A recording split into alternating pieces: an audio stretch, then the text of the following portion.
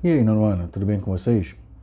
Como é que vocês foram de recesso? Eu sou o professor Fred de Ciências e estamos aqui mais uma vez para comentar o material de complementação escolar que voltou agora essa semana.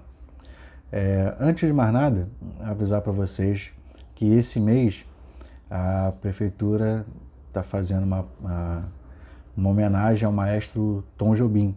E aí, nada melhor do que aproveitar as músicas do Tom Jobim do que falar sobre o som.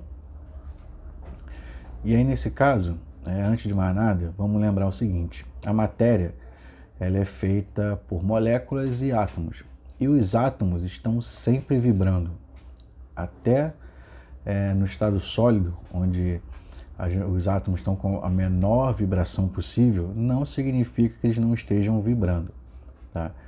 E aí, o que vai ser a vibração? A vibração ela vai formar a onda mecânica, que é uma perturbação na matéria, que vai ser provocada por uma fonte e essa onda ela se propaga na forma de pulso.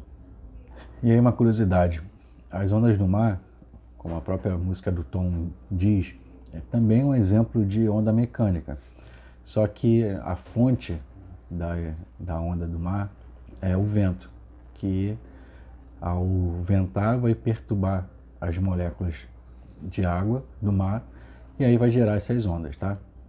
Mas aí vamos focar agora no som. As ondas sonoras, tá?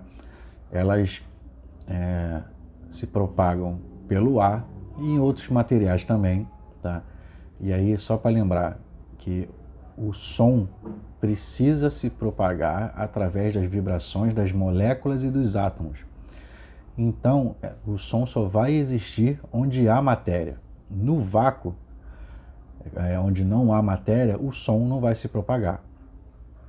E aí, já que eu estou falando que o som ele depende da matéria e dos átomos, né? Depende da matéria, das moléculas e dos átomos para poder se propagar, quanto mais próximo tiver as moléculas, os átomos uns dos outros, mais rápido, mais fácil esse som vai se propagar. Então, dessa forma, a gente pode dizer que na matéria sólida, num meio sólido, onde os átomos e moléculas estão bem próximos uns dos outros, a velocidade desse som é muito maior do que, por exemplo, no meio líquido, onde essas moléculas e esses átomos já não estão tão próximos assim. E, consequentemente, a velocidade do som no meio líquido também é maior do que no meio gasoso, que é o estado físico, onde as moléculas e os átomos estão mais afastados possíveis uns dos outros. Então, recapitulando, a velocidade do som é maior no meio sólido, que é maior do que no meio líquido, que é maior do que no meio gasoso, certo? Então, dessa forma, por exemplo, qualquer som ele vai chegar mais rápido através do meio sólido do que no meio gasoso, por exemplo. E o som ele precisa de um emissor, que vai ser a fonte que vai gerar essas ondas sonoras, mas também precisa de um receptor, que vai receber e captar esse som.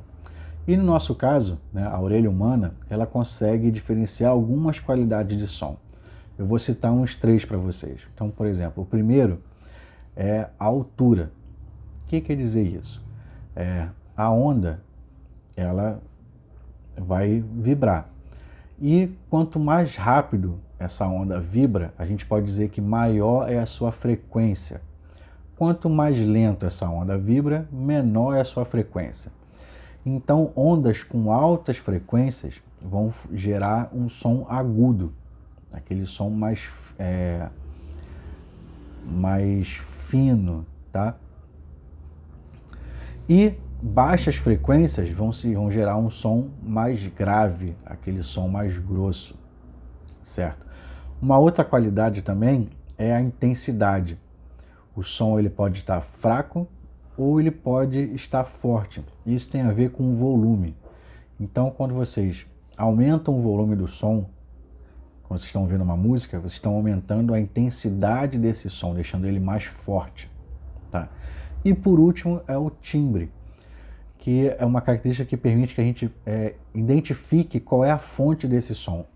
O som ele pode estar vindo na mesma intensidade e na mesma altura, mas a gente sabe diferenciar se a fonte desse som é, por exemplo, um violino ou se é um piano, por exemplo, ou se é um violão ou se é um cavaquinho, se é um contrabaixo ou se é um ukelele. Isso por causa do timbre do som, certo? E aí, quando a gente vai lidar com o som, existe a chamada escala de intensidade sonora, que ela é medida em decibéis. E essa escala vai de 0 decibel até 120 decibéis. Só que existem certos ruídos que podem incomodar a gente, né? E aí, quando a gente tem um ruído que pode trazer desconforto e até mesmo gerar problemas de saúde, a gente vai ter o que a gente chama de poluição sonora. E isso é muito importante. A Organização Mundial de Saúde, a OMS, ela estabelece que a média máxima que a gente pode ficar exposto a certos ruídos, a certos barulhos, sons, não pode passar dos 55 decibéis, tá?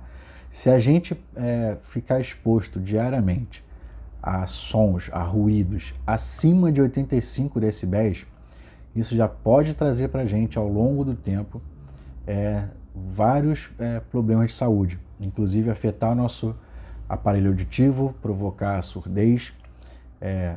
Fora isso, a exposição constante à poluição sonora pode gerar insônia, estresse e vários outros problemas de saúde. Então é muito importante vocês lembrarem disso. Ouvir música é muito bom, tá? Usar fone é legal porque não atrapalha os outros, mas quando vocês estiverem ouvindo com um fone de ouvido, ou até mesmo sem, se atente à intensidade desse som.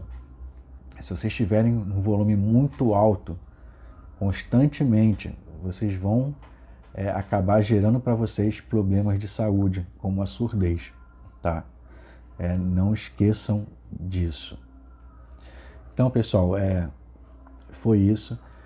Olhem lá, tem um arquivo lá, um podcast falando um pouco sobre o som lá para vocês. Escutem as obras do Tom Jobim, que